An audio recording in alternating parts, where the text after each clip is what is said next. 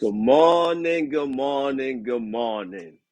I hope everybody's doing well out there on this Palm Sunday, ladies and gentlemen.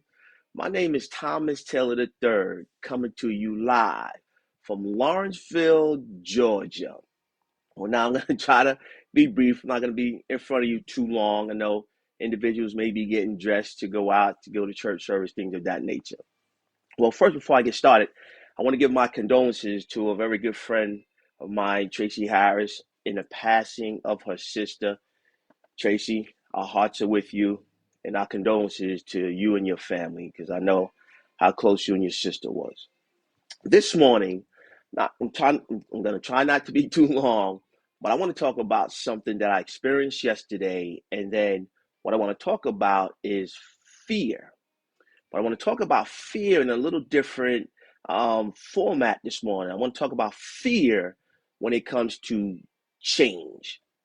So, yesterday I experienced, I'm a Mason, Prince Hall Mason, and yesterday we had a treaty, right? So, the Prince Hall Masons and the Grand Lodge Masons of Georgia, which are the white Masons, kind of got together and they signed a treaty that just allows both organizations to kind of commingle, right? Because before, for so long, they were just separate. So inside of that, you had, individuals that were for it, and then you had individuals that were opposed to it, right? Again, that's nothing new.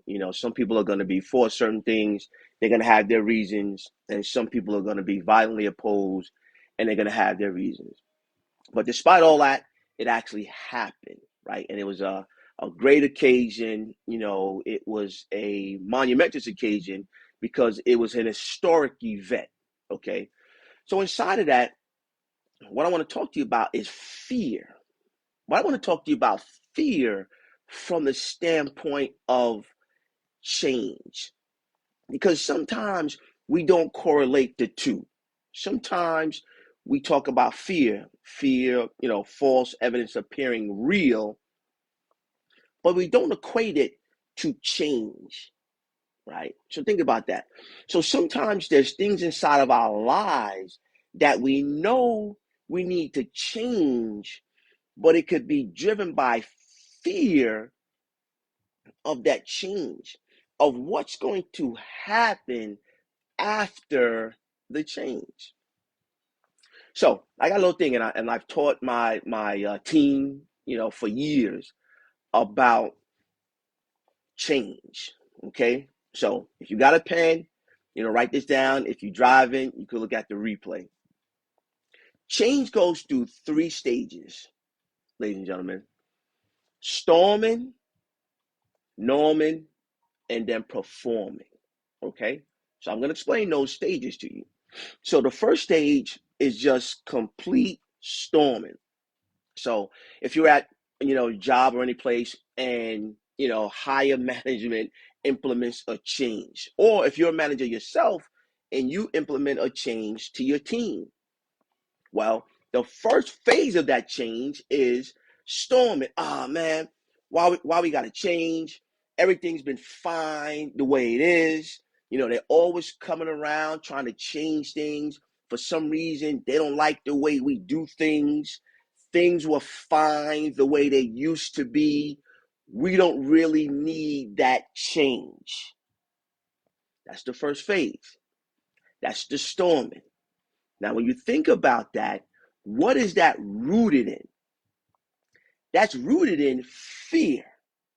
Why? Because they're not so sure what that other thing on the other side of what they're comfortable doing is going to look like. All right? We're going to move on. The next phase is norming. Just normalize it. So now, normalize looks like, oh, well, it's not that bad. I thought it was going to be worse, but we were still able to do some things that we like to do, some things that we're comfortable doing. So it's not too bad. That's norming, where they take the new implementation, the thing that was implemented that's new, and now they work on fitting it inside of what they do. Now, why? The reason why is because they're trying to find a comfort zone inside of the change. All right? Because whatever you do, whatever you give somebody in terms of what they experience and change, they're always going to find a quicker, faster, shorter way. That's just human nature, ladies and gentlemen. All right? So now stay with me. But now we're talking about change, and we're talking about sometimes the root of change is fear. So now they normalize things, right? So, because the treaty was signed yesterday, we really don't know the ins and outs of what that's going to actually look like, but there'll be some normalization, right? Like some things will be kind of business as usual. And that's what happens in our lives when we experience a change, whether we're trying to implement that change or whether a change was given to us, right? But again, now, part of the reason why most of us don't want to move from where we are to another place is rooted in fear, right? So the last one is performing. And before I get to that one, I want to tell you about a book I read, like a small little book. It's called Who Moved My Cheese? If you don't have it, go ahead and get it. Right? It's called Who Moved My Cheese? Right? And somebody had, recommended that book like years and years and years ago for me when I was kind of entering into the management side of my job. And it really shows you how there's different mentalities. It's about a few mice, scurry, hurry, and they were living fat off the hog because there was a mountain of cheese. But all of a sudden, the cheese started to dwindle, and now a decision has to be made. Some of those mice, they realized what was going on. They was able to see ahead, and they cut out to find more cheese. Then there was one who, when the cheese was gone, they didn't move. All they did was stay there saying that the cheese is gonna come back.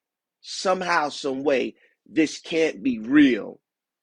It's gonna come back. So it's a good book, so you can really start to understand different mindsets, and then you can find yourself in one of those particular characters, right? Who moved my cheese? So now we're going to talk about the last phase of this, right? Is performing. Okay, so start from the top.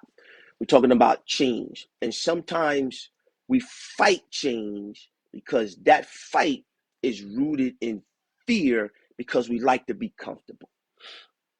So we went through three stages: storming, norming, and now we're going to talk about performing. What does performing look like, ladies and gentlemen? Performing says, okay, that was a change that was implemented. Now we're going to make that change and we're going to implement that change, and it's business as usual. That's performing, right? So now we accepted it. We figured out how to implement it in our daily routines, and now we're just performing. Okay? So, why am I talking about this morning? Because there's certain things in our lives, ladies and gentlemen, that we know we have to change. We know it without a shadow of a doubt. But there's things that happen in our past, and there's things that people may have said about us that roots that change in fear. What it means is if we actually change and become who our Creator has destined and designed for us to become, it might be a different person. And will that person still be accepted? Right? So we fight it, right? And that fight is really rooted in fear. So just think about it. If you're not moving, if you're not elevating, if you're not growing in this thing we call life, what's happening? You're dying, right? So my suggestion is for all of us to grab a hold of those things that scare us the most. Grab hold of it. Why? Because when you grab hold of it, it stops moving. Write down some things that we know we need to do, right? Some things that we're afraid of. And what does that change look like? Right? Just envision it, right? Just start to write it down. And then understand, even when you change, your emotions are gonna go through those three stages. You're gonna second guess yourself. Ah, oh, man, why did I do this? I'm not so sure this is the right move. Oh man, people are gonna start talking. You shouldn't have did that. It was good over here. It was good over here. It looked good this way. It's gonna start playing with your mind, and then it'll just become normal course of business. Okay, cool. It's not too bad. And then all of a sudden, you'll find your stream, and you'll start performing. And then you look back and like, why did it take me so long to make this change? Why am I talking about this morning? Because yesterday I got a couple of text messages. The Pittsburgh Steelers quarterback passed away yesterday, you guys. 24 years of age, right? I think he was in Florida at training. I think they're saying he kind of ran out of gas, I'm hearing. Started walking on a highway and got hit by a truck. My condolences to his family as well. Passed away. 24 years of age, right? So the reason why I'm talking about this morning is we take for granted that we have tomorrow. We just automatically feel and think that tomorrow is a given. I'll do that tomorrow. I'll do that later, right? Not realizing, ladies and gentlemen, it's not promised to us, right? So there's things right now that I know for those individuals that's watching, there's things that you know that you need to do. You can't delegate it. You can't hope anybody else does it. Why? Because if you don't do it, it doesn't get done. Now, I'm not just talking to those who are listening, I'm talking to myself as well. There's things I know I need to get done that has to get done. And we all experience a little bit of fear as to why we should not get them done. But on this Palm Sunday, I'm challenging each and every one of us to get past our fears, embrace change because it's inevitable, right? Well, that's one thing they say about change. It's inevitable. It's coming, whether we like it or not. Get past our fears, embrace the change, and become the individual that our creator, that your creator has designed and destined for you to become. I had a interview yesterday, and I talked about the Purpose Driven Life book, which I'm reading again by Rick Warren. And on page 17 of that book, ladies and gentlemen, for those who read it before, I challenge you to pick it up again, dust it off, and start to read it again. Those who never read it, take some time, get the book. But on page 17, ladies and gentlemen, and I'm gonna leave you with this. Purpose Driven Life, page 17. The first thing in that book it says, it's not about you.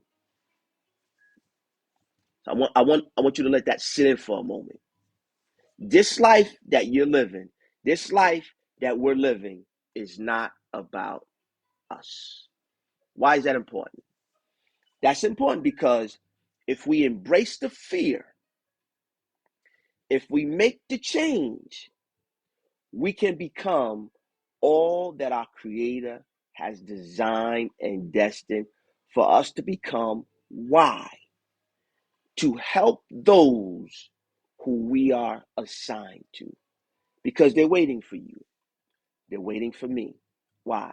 Because you have the magic formula.